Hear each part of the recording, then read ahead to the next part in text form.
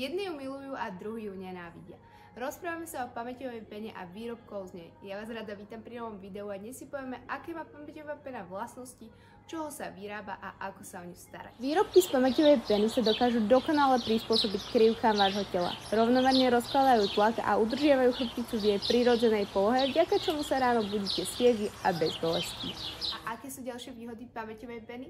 Je vhodná pre alergikov, pretože je prirodzene hypoalergénna, má dlhú životnosť a rovnomerne rozkladá tlak tela. A aké druhy pamäťových pien poznáme? Líšia sa v závislosti od materiálov a procesov. Delia sa na 3 základné typy. Tradičná pamäťová pena prispôsobuje sa tvaru ľudského tela, ale v porovnaní s modernými penami má táto tradičná pena nevýhodu v tom, že zadržiava teplo. Madrac z pamäťovej peny je najčastejšou voľbou pre spáčov s bolestiami chrbta a kĺbov. Okrem toho, že udržiava chrbticu v optimálnej polohe, podporuje aj krvný obeh. Nehrozí preto riziko vzniku preležaní. Preto bola vyvinutá pamäťová pena s otvorenou bunkovou štruktúrou. Táto pena má otvorené bunky, ktoré umožňujú vetranie a prúdenie vzduchu. Vďaka tomu je madrac maximálne priedušný a zabraňuje zbytočnému prehrievaniu spiaceho, ktoré zároveň pomáhajú potrebnej cirkulácii vzduchu a zabraňujú prehrievaniu.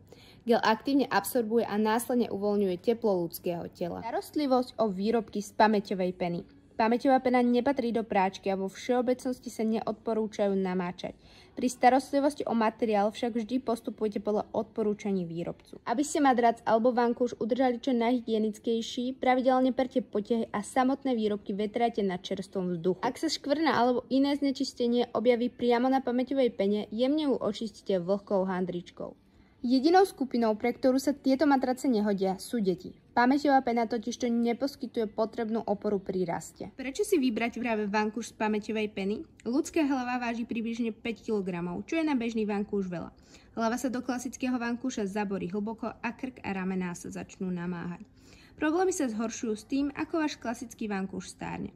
Pamäťová pena sa prispôsobí tvaru vašej hlavy a krku, čím sa znižuje zaťaženie krčnej chrbtice. Ďakujem, že ste tu dnes boli so mnou. Dozvedeli ste sa niečo nové o pamäťovej pene a ja vás rada uvidím pri ďalšom videu.